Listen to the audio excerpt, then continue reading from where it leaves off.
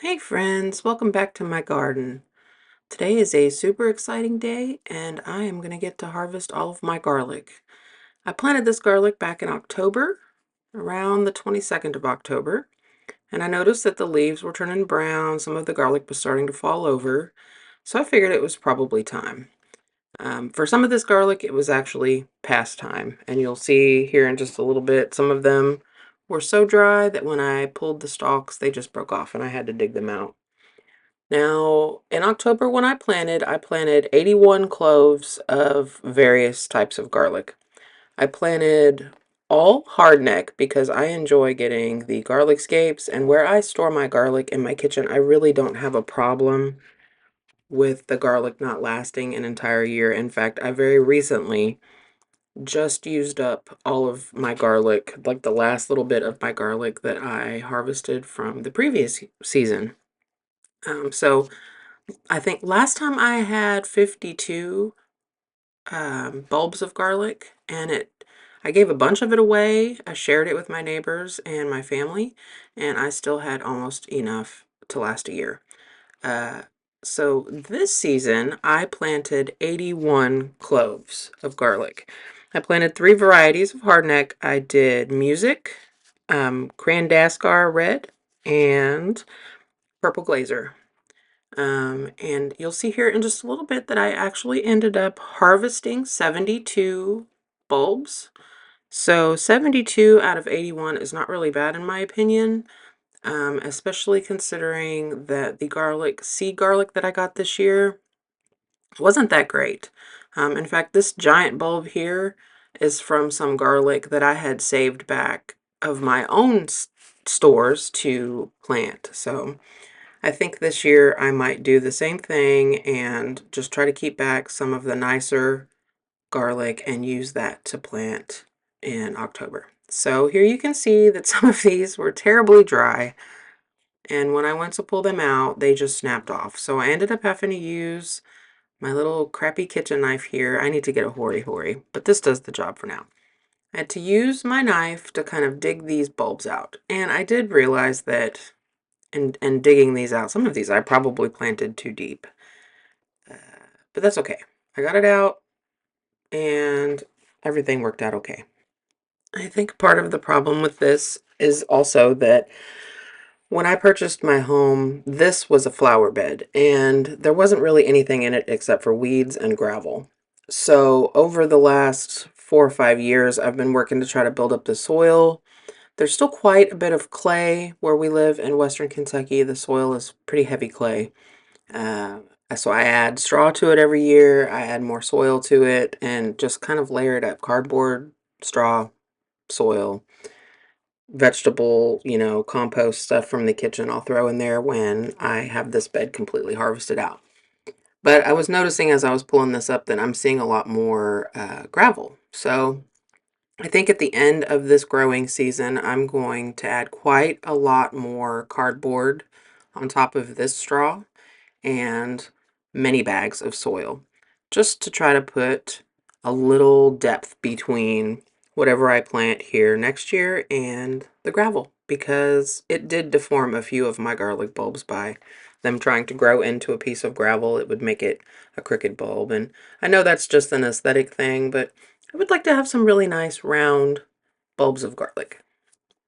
This bed is probably going to be kind of a work in progress for a long time, until I get it exactly where I want it to be. And what I do is I just kind of rotate things around in sections. So where I'm growing my garlic now, or before I harvested it, was where I grew watermelons last year. And the other end of the bed, where I grew my garlic last year, is where I'm growing onions this year. So I haven't quite decided if I want to put garlic back in this bed again in October when I plant, or if I want to just make one dedicated bed in the garden for my garlic, and kind of let this bed have a rest over the winter and plant something different here. I think because I have a fence around this would be a really great place for me to plant something that's hands off, like black beans. something that I know that I'm going to plant and then just not really have to fool with until it's, the end of the summer and the pods are all dry and I'm just ready to pull the pods off and harvest the beans. So I'm going to have to give that some thought before I decide exactly how I want to play that out. But I'm sure that you guys will be here along the way to find out exactly what I end up doing with that. But yeah, so I ended up getting 72. I'm pretty happy with it. A lot of them were really, really good size. There were some little puny ones, but that's okay. Garlic is garlic, and I'm just happy to have a harvest at all. I didn't have any pest pressure, nothing bothered it, and I'm really happy with the way it turned out. So I have this table set up on my front porch. Now, last year I hung my garlic to dry in my mudroom. And I noticed that because it is kind of hot and humid in my mudroom, that last year some of the papers on the outside of the garlic had started to kind of grow. I guess it was, mildew maybe.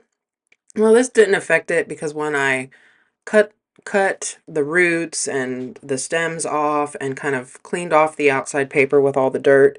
That all came off with it. But I thought this year, since I have this table on my front porch that gets, shaded all day and it gets evening sun, right around golden hour, I would try to dry my garlic just laid flat like this on my front porch and see how that, works. I figured that it would get a lot more airflow like this than it does in my mudroom. So I guess this is just kind of an experiment to see how it goes. And I am using up these bulbs that I had to dig out first because as you can see, some of them have already tried to start splitting. So after that, I moved on up to the big garden. We're saying goodbye to this cloth cover. Today is the big Napa Cabbage harvest day. Are expecting a couple of weeks of really high temperatures, and I know that these cabbages are just going to bolt if I leave them where they're at. I'm probably needed to harvest them anyway because when I pulled this cloth back, cabbage moths flew out, like a bunch of them. I don't even know how they got under there, but I'm thinking I harvested my cabbage just in time. And if you've been here for any time at all, you know that I had quite a bit of slug and snail pressure this year. I did use Sluggo, and that slowed them down for a little while. But then we had a whole bunch of rain, and I don't know if it washed the Sluggo away or what.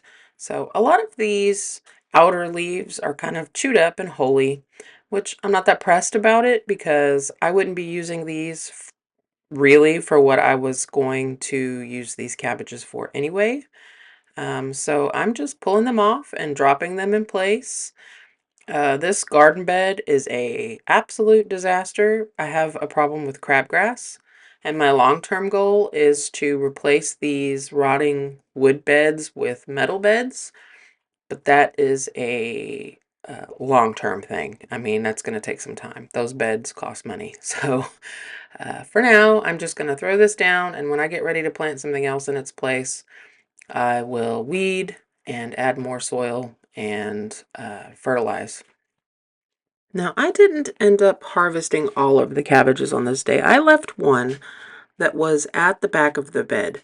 It never really tried to head up. It made a lot of greenery, but it never tried to head up. So I don't know if it's in the process of trying to bolt or what, but I went ahead and just left it in the bed. At the beginning of the spring, I planted 6, I believe, Napa cabbages. I harvest 5, and I actually had enough to give one away to my mother-in-law. So that's plenty. If this other one does bolt, no big deal. I will cut it down, I will shred it up, and I will throw it back into the bed to just provide food for whatever I plant here in the future. I was very pleased with the size of the cabbages that I did harvest. Just wanted to show you this cute little bee here checking out the borage. I have started to notice more pollinators. I know I said in my last video that I really hadn't seen any up here in the garden, but recently it was like they've all woken up and they're here. So I love to see it because I would like to have some zucchinis. But yeah, anyway, I was really happy with the size of the Napa cabbages that I did get to harvest. I went into this in the spring not expecting to make it this far because this was my first year starting seeds in the house. So I can confidently say that I'm pleased with the results. I learned a few things and I know what to do better next year. So, just a warning for my headphone friends here. Turn your volume down because you're about to find out why I voice over my videos. Because my camera person and I are silly in the garden. Look at that man on his little golf cart. Ah, I don't know what it is.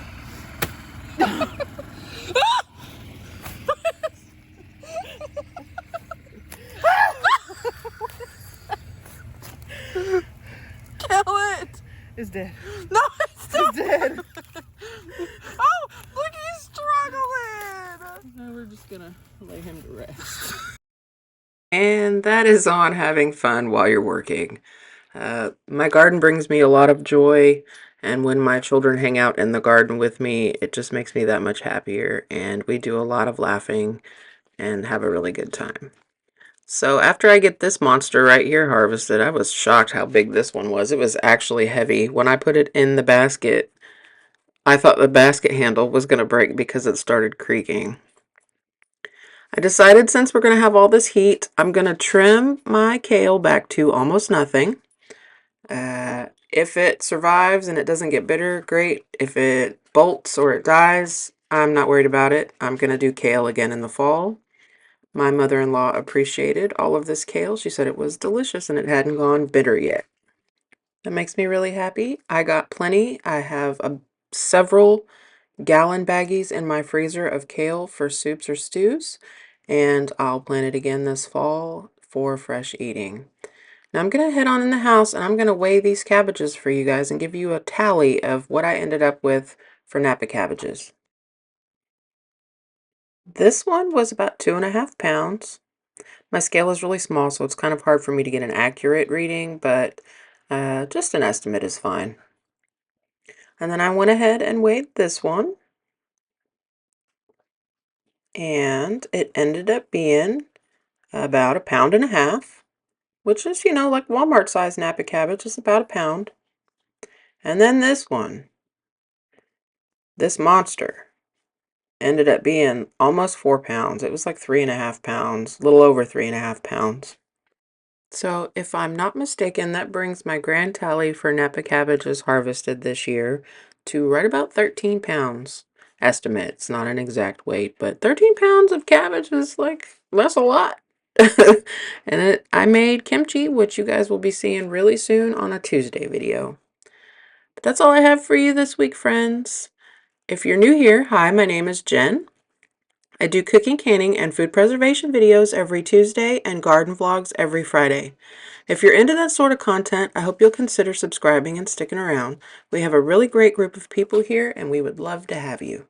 Until next time, friends, happy gardening.